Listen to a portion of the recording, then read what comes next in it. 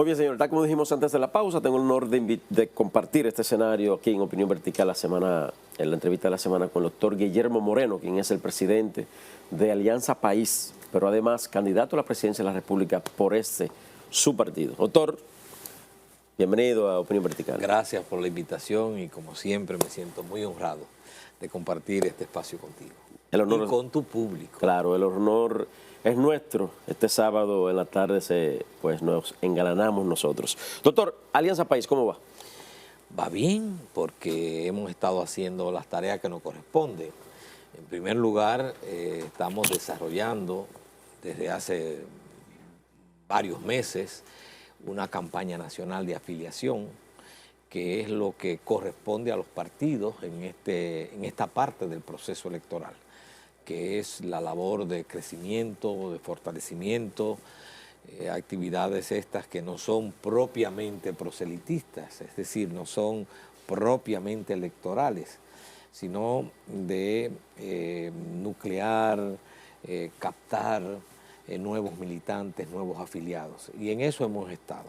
Hemos hecho muchísimas juramentaciones en distintos provincias, municipios, distritos municipales, tanto como actos, evidentemente actos bajo techo, pero también todos los militantes de Alianza se mantienen activos, captando nuevos miembros, nuevos afiliados para fortalecer nuestro partido. ¿Cómo usted ve el espectro político en este año preelectoral, sobre todo cuando la Junta Central Electoral le ha hecho un llamado a los partidos como para que respeten las normas de que no se realicen proselitismo? Sin embargo, estamos viendo valla por doquier, de uno más que de otro, obviamente, y no de todos, sino de unos que siempre están en la notoriedad. ¿Eso no rompe con la norma y ustedes qué hacen para que esto se lleve a cabo? Bueno, mi posición es muy crítica frente a esta situación, porque en el país parecería que hay dos categorías de partidos. Los partidos como el nuestro, que se somete a la ley electoral, y los partidos que se colocan por encima de la ley electoral. Y entonces, en alguna medida, el órgano electoral no ha establecido la reglamentación y ha tomado las medidas para evitar que estas cosas sucedan, que crea indudablemente una gran distorsión en el proceso electoral. Por ejemplo, no me canso de repetir que el año pasado se realizaron unas primarias en el Partido de la Liberación Dominicana. Ellos le llamaron consulta. Una primaria mañana. ¿O camuflada? Sí, le llamaron consulta, pero eran unas primarias. Y conforme la ley, las primarias se deben realizar el 1 de octubre de este año.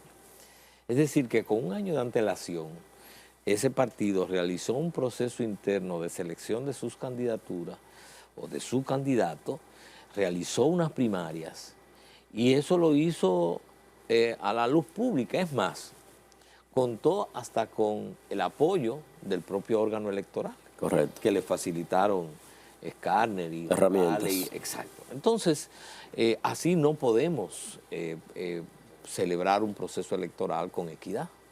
Pero además de eso, nosotros vemos que conforme a la ley electoral no debe haber promoción proselitista pública, la puede haber interna en los partidos, pero no pública. Sin embargo, las redes y por donde quiera que uno se moviliza, encuentra efectivamente mucha promoción proselitista. Y eso, si yo lo veo, si usted lo ve también el órgano electoral. Correcto. Y no hay ninguna medida. Los tres principales partidos, usted se mueve por el Cibao, por el Este y por el Sur, ve vallas, por ejemplo, de Fuerza del Pueblo que dicen en grande, inscríbete, pero con la imagen del presidente. Sí, en ese caso, digamos que cuando nosotros, por ejemplo, hemos tenido que poner vallas en la campaña de visibilización de nuestra promoción de invitando a la población que se afilie. Pero algo diferente es invitar a la gente que se afilie a un partido, y otra cuestión es promover una candidatura a un cargo de elección pública. Claro, claro. Entonces, lo que la ley prohíbe es eso, que no puede haber promoción de diputados, de regidores, de alcaldes, de senadores, de presidentes. No estamos en esa etapa. Si eso es sí, doctor, para buen entendedor, pocas palabras bastan. Sí, pero si la Junta no puede controlar eso, entonces sencillamente que lo admita y diga entonces, todos pueden hacerlo. Pero no puede haber estas dos categorías. Sí, claro. Unos partidos que nos sometemos a la ley, que no hacemos promoción proselitista, y otros partidos que se colocan por encima de la ley. Ya eso de por sí crea una situación de mucha inequidad en el propio proceso electoral, de mucha desigualdad. Claro.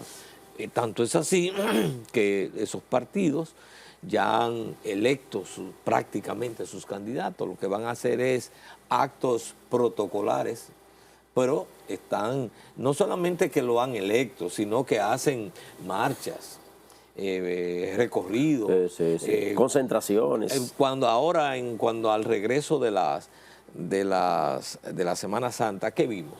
Bandereos. Esas son actividades propiamente electorales, de promoción, sobre todo porque al mismo tiempo estaban voceando eslogans de promoción de su candidato. Entonces, esas cosas vienen sucediendo. Entonces, eso es una mala señal. ¿Pero eso porque no hay una ley fuerte, doctor, como para parar esto? ¿O porque la Junta Central Electoral actúa con genuflexión? Yo pienso que se combinan ambas cosas. Okay. Creo que la ley y la propia Junta Central Electoral hizo una propuesta de reforma de la ley electoral, de la ley de partidos y del régimen electoral, en la cual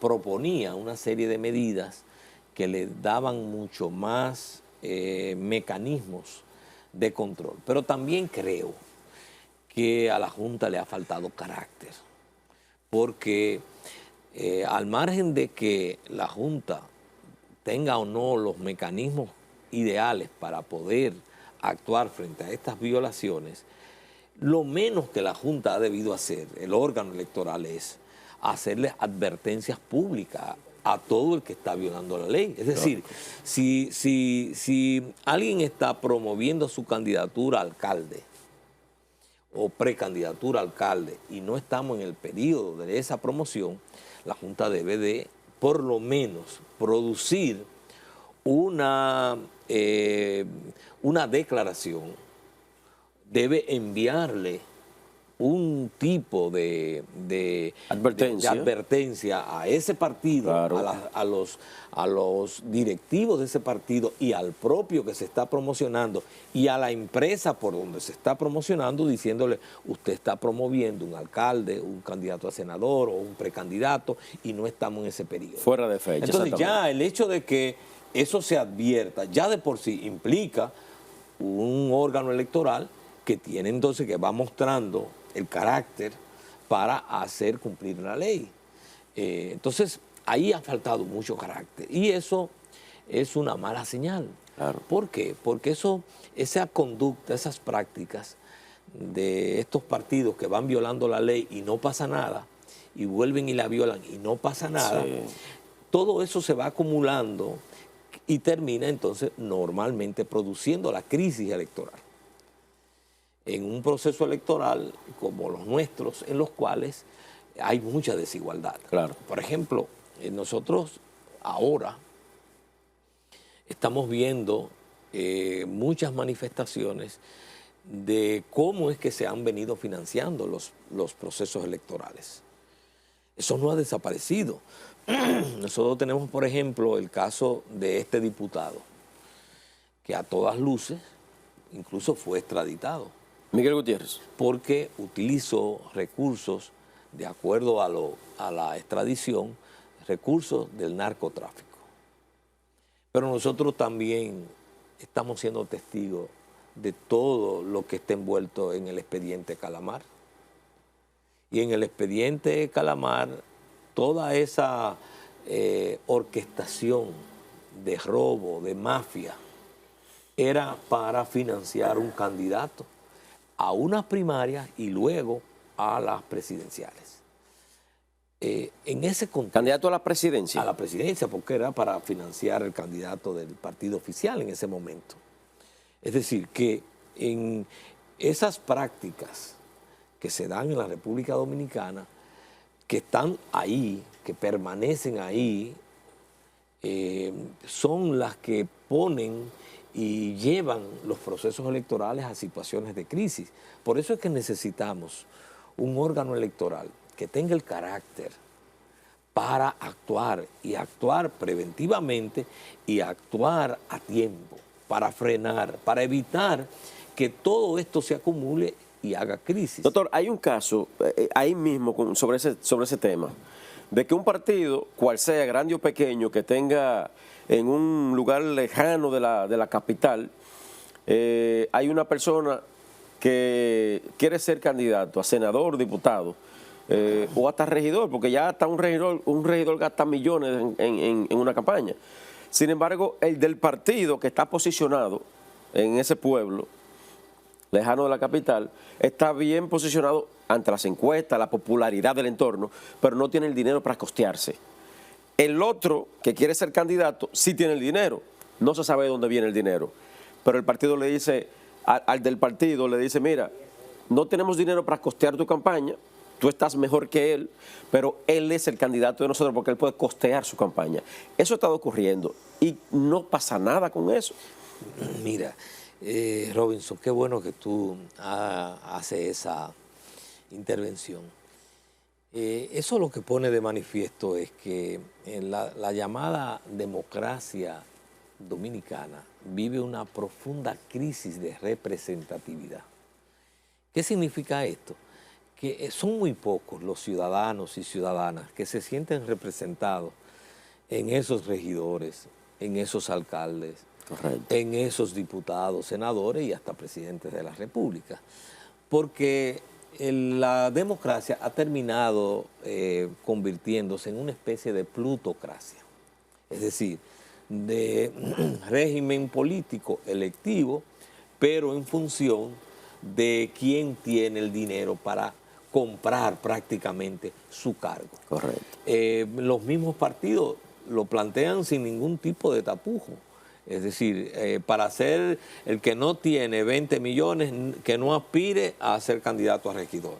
El que no tiene 30 o 40 millones, que no aspire a ser candidato a diputado. Y el que no tiene 50, 60 o 100, de acuerdo a la provincia, no puede ser candidato a senador. Imaginémonos ser candidato a la presidencia.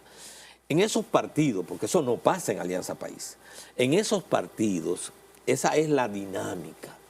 Ahora, yo te pregunto y le pregunto al que me está escuchando, el que invierte 20 millones para ser regidor, el que invierte 80 millones para ser alcalde o 60 para ser senador, ¿a qué va? ¿Va a representarte a ti como ciudadano? No, va a robar. Va a robar. Sí, porque hay que ver cómo recupera. Porque primero, la mayoría de esos que lo aportan, primero no lo están aportando normalmente de su propio patrimonio. Normalmente lo están aportando como una especie de bolsa de gente, de narcotraficantes, de corrupción, sí, y de muchos otros medios de dinero ilícito, y con ese dinero entonces financian esa candidatura, pero cuando llegan entonces tienen que nombrar, tienen que dar contratas, tienen que hacer resoluciones, tienen que usar el cargo para recuperar. El que invierte 20 millones para ser regidor, su expectativa es lograr 40 como regidor. Correcto. Y no es con el salario, es vendiendo los servicios, pero también pasa con diputados y senadores. Entonces todo eso plantea una profunda crisis de representatividad y por eso necesitamos un proceso electoral, leyes electorales que eviten este nivel de inequidad, el órgano electoral, no me canso de repetirlo, hizo una propuesta de reforma a la ley electoral, a la ley del régimen electoral, que nosotros la aplaudimos con las manos y con los pies. Porque actualmente, por ejemplo, un candidato a la presidencia tiene un tope de hasta cerca de 1.000 millones que puede recibir legalmente. Y el órgano electoral hizo una propuesta para que ese tope fuera reducido. ¿A 500? No, al 30%, más o menos el 33%, que hace unos 300 millones. Con eso, el órgano electoral dio un paso de gigante en esa propuesta porque buscaba una mayor equidad, una mayor posibilidades de participación, no en función del dinero, sino en función de propuestas. ¿Y por qué? Porque, por ejemplo, una propuesta como Alianza País, imaginémonos que Alianza País logra para su candidatura presidencial, un ejemplo, 100 millones de pesos, evidentemente lícitamente adquirido, y el otro tiene como techo 300. Bueno, hay una diferencia, claro, pero la diferencia es mucho menos de si Alianza logra esos 100 millones y el otro tiene 1.000 millones, solamente legalmente, porque ahí hay que meterle entonces el dinero de los aportes que hacen los César abusadores, el dinero que hacen ahí de Calamar, el dinero que hacen entonces sectores corporativos que financian por detrás la campaña para luego buscar prebendas y favores. La crisis nuestra ha llegado a tal nivel que somos el único país en el mundo que tiene una bancada de diputados de la banca de juegos. En todos los países los congresos se integran por representantes de la clase obrera, por profesionales, por maestros, mujer, juventud. Pero en la República Dominicana hay una cuota importante de diputados cuyo aval es ser dueños de bancas de apuestas. Doctor, vamos con su permiso a la primera pausa de esta entrevista. Y al volver, ese mismo tema lo vamos a continuar porque ciertamente aquí en el país se han estado dando cosas que han estado llamando mucho la atención. Estoy conversando con el doctor Guillermo Moreno, presidente de Alianza País. No se mueva.